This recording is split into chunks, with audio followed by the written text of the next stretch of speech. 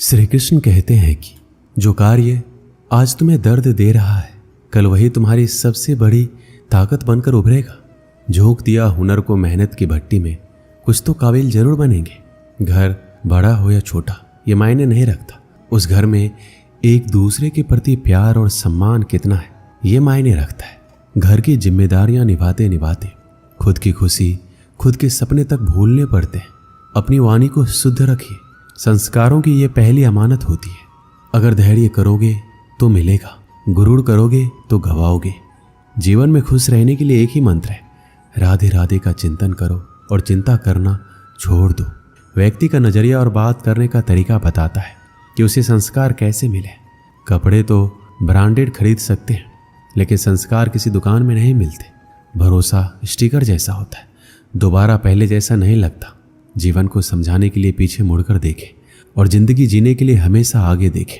वक्त और प्यार दोनों जिंदगी में खास होते हैं। वक्त किसी का नहीं होता और प्यार हर किसी से नहीं होता। कहने को तो बहुत सी बातें होती हैं, पर असली सुकून चुप रहने से ही मिलता है। आज के समय की ये सच्चाई है कि जरूरत तय करती है कि बोलने का ढंग कितना देर तक मीठा रखना है। जब पीरा और कष्टकारी बोली दोनों सहन होने लगे तो समझ लेना इंसान समझदार हो गया है। माँ बाप की बातें और किताबें कभी धोखा नहीं देती। जिंदगी में अहमियत उसे ही दो जिसमें अहम ना हो।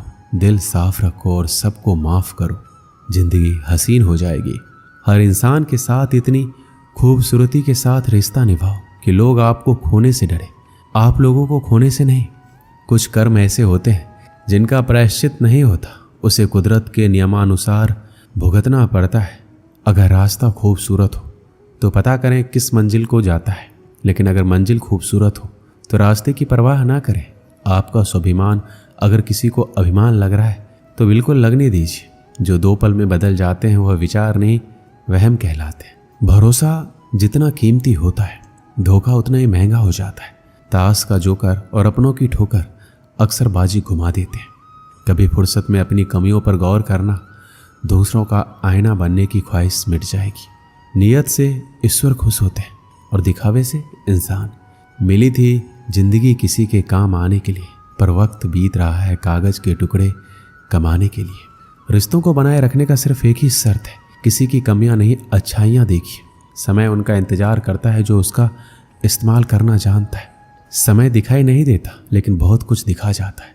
अकेले ही गुजरती है जिंदगी। लोग तसल्लियां तो देते हैं पर साथ नहीं। पत्थर में एक कमी है कि वो पिघलता नहीं है, मगर एक खूबी भी है कि वो इंसान की तरह बदलता नहीं है। भरोसा उस पर करो जो तुम्हारी 3 बातें जान सके, हंसी के पीछे का दर्द, गुस्से के पीछे का प्यार और आपके चुप रहने की वजह। जल्दी जागना हमेशा ही फायदेमंद होता है, फिर चाहे वो नींद से हो या अहम से या फिर वहम से। प्रशंसा चाहे जितनी कर लो, अपमान सोच समझ कर करना, क्योंकि अपमान वो उधार है जो अवसर मिलने पर ब्याज सहित लौटता है। जीवन एक ऐसा रंगमंच है जहां किरदार को खुद पता नहीं होता अगला दृश्य क्या है। रिश्तों की चाय में शक्कर जरा माप के रखना चाहिए। फीकी हुई तो स्वाद नहीं आएगा, ज़्यादा मीठी हुई तो मन भर जाएगा। प्रेम सदा माफ़ी मांगना पसंद करता है और अहंकार सदा माफ़ी सुनना पसंद करता है। इज्जत किसी इंसान की नहीं होती, जरूरत की होती। जरूरत खत्म तो इज्जत खत्म, यही दुनिया का सच है। जीवन में कभी भी मुसीबत आए तो किसी से मदद मत मांगना, क्योंकि मुसीबत थोड़ी देर की होती है और एहसान जिंदगी भर का रह जाता है। आप कब सही थे इसे कोई याद नहीं रखता, लेकिन आप कब गलत थे इसे सब याद रखते हैं। ठंड में हाथ काम नहीं करते और घमंड में दिमाग काम नहीं करता। छोटी छोटी बातों पर वही लोग गुस्सा करते हैं जिन्हें हमारी फिक्र होती है। बुराइयां ढूंढने का शौक है तो शुरुआत खुद से कीजिए, दूसरों से नहीं। जिंदगी में अगर खुश रहना है तो दूसरों की बकवास को अनदेखा करना सीखो। मुसीबत आए तो ये मत सोचना कि अब कौन काम आएगा, बल्कि ये देखना कि अब कौन साथ छोड़कर जाएगा। किसी ने सच ही कहा है, इंसान आपका मोल कभी नहीं समझ पाएगा जिसके लिए आप हमेशा हाजिर रहते हैं। सच्चे व्यक्ति को खुद के ऊपर घमंड तभी आता है जब सच्चाई के साथ अड़िग होकर खड़ा होता है। माचिस किसी दूसरी चीज को जलाने से पहले खुद को जलाती है। गुस्सा भी एक माचिस की तरह है, ये दूसरों को बर्बाद करने से पहले खुद को बर्बाद करता है। रिश्ते निभाने के लिए बुद्धि नहीं, दिल की शुद्धि होनी चाहिए। इंसान ही इंसान का रास्ता काटता है, बिल्लियां तो यूं ही बदनाम है। घमंड के अंदर बुरी बात यह होती है कि वो आपको कभी महसूस नहीं होने देगा कि आप गलत हो। एक सच्चे मित्र की पहचान केवल संकट के समय होती है और एक मूर्ख व्यक्ति की पहचान खुशी और दुख दोनों के समय पर की जा सकती है। लोगों को वक्त देना सीखो, रिश्ता खुद मजबूत हो जाएगा।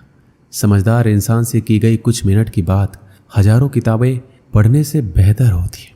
दूसरे के घर में जाकर हंगामा वही लोग करते हैं जिन्हें उनके घर में कोई इज्जत नहीं मिलती। चैन से जीने के लिए 4 रोटी 2 कपड़े काफ़ी हैं, पर बेचैनी से जीने के लिए 4 गाड़ी और 2 बंगले भी कम हो जाते हैं। जो आपके खुश होने पर खुश और दुखी होने पर दुखी हो जाए, उससे ज़्यादा प्यार आपको कोई नहीं कर सकता है। जब तक तुम्हारे पास पैसा है, दुनिया पूछेगी भाई तू कैसा है। लोग आईना देखना छोड़ देंगे अगर आईने में चित्र की जगह चरित्र दिखाई देगा तो। कड़वा सत्य है, किसी भी व्यक्ति को ज़्यादा सुधारना चाहोगे तो आपका दुश्मन बन जाएगा। जब कोई नया मिल जाता है तो पुराना रिश्ता ऐसे खत्म हो जाता है जैसे कभी था ही नहीं। छोटी सी होती है ये ज़िंदगी, इसे हंसकर जियो, क्योंकि लौटकर सिर्फ यादें आती है, वक्त नहीं। जिनको खुद के ऊपर हौसला होता है वो अक्सर ही दूसरों के हाथ के नीचे इतराया नहीं करते। पैरों में लगने वाली चोट हमें संभल कर चलना सिखाती है, वहीं मन में लगने वाली चोटें हमें संभल कर जीना सिखाती है। एक गांव में एक जमींदार था। उसके पास बहुत सारा धन था। 200 बीघा खेत, अनेक गाय, 10-12 बगीचे और एक बड़ा सा तालाब था। अनाज से उसका घर भरा रहता था। बर्तन भर के दूध, दही, घी रहता था। 100 टोकरी रोज बगीचे से फल आता था। तालाब में अनगिनत मछलियां थी। जमींदार के चारों तरफ से ही धन आता था। बगल के गांव के लोग भी उससे अनाज, फल, मछलियां आदि लेने आते थे। उसे किसी भी चीज़ की कमी नहीं थी। उसका जीवन एकदम आराम से चलता था। जमींदार का एक बेटा था, राम प्रसाद। जमींदार के मरने के बाद काम काज का सारा जिम्मा राम प्रसाद पे ही आ गया। राम प्रसाद को घर बैठे ही सारी सुविधा मिल रही थी। वह बहुत खुश था। कुछ दिनों बाद धीरे धीरे उसके धन में कमी होने लगी। अन्न भंडार खाली होने लगा। गायों का दूध कम हो गया। बगीचे से फल मिलने बंद हो गए। तालाब से मछलियां गायब होने लगी।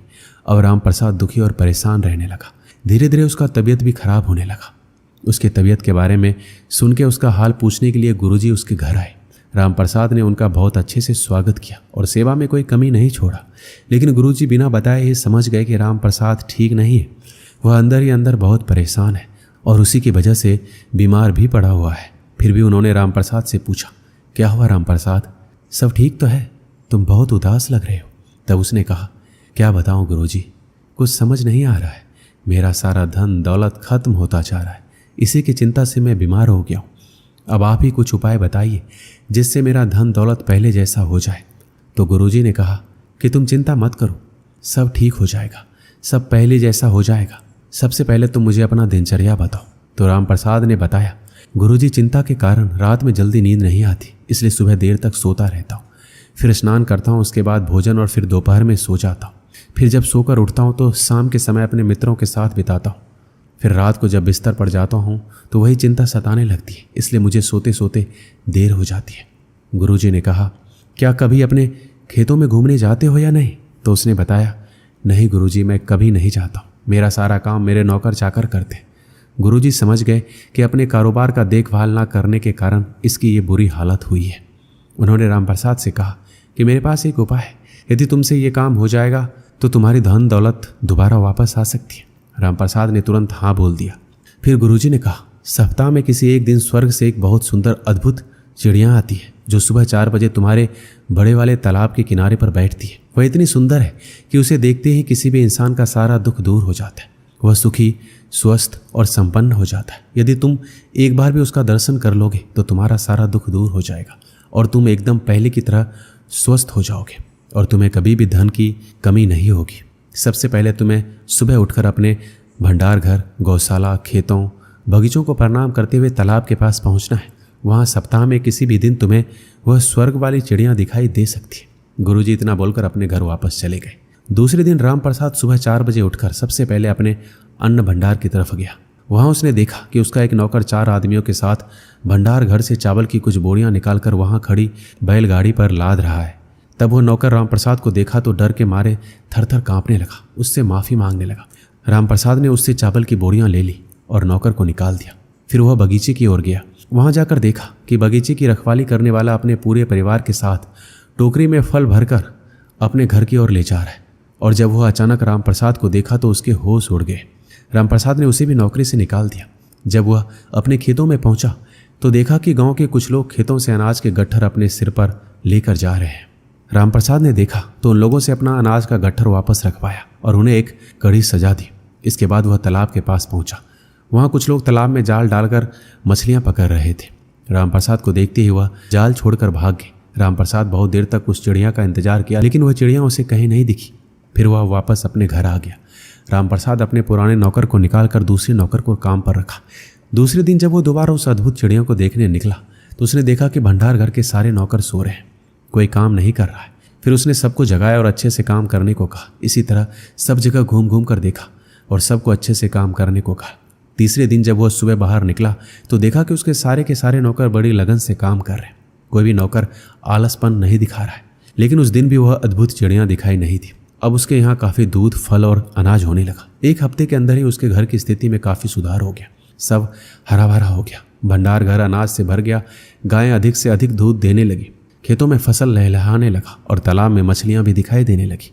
लेकिन अभी भी वह चिड़िया दिखाई नहीं थी। एक दिन फिर गुरुजी रामप्रसाद के घर आए। रामप्रसाद ने खुशी खुशी उनका स्वागत किया।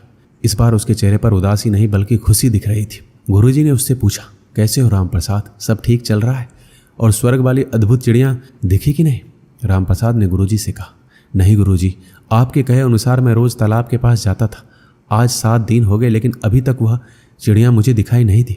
तब गुरुजी ने कहा, क्या तुम्हें पहले से ज़्यादा अनाज, फल और दूध नहीं मिल रहे हैं? रामप्रसाद ने कहा, हाँ गुरुजी, ये तो है। ये सब चीज़ें मुझे पहले से अधिक मात्रा में मिलने लगी है और अब मुझमें कभी थकावट नहीं होती है, बल्कि पहले से ज़्यादा स्फूर्ति आ गई है।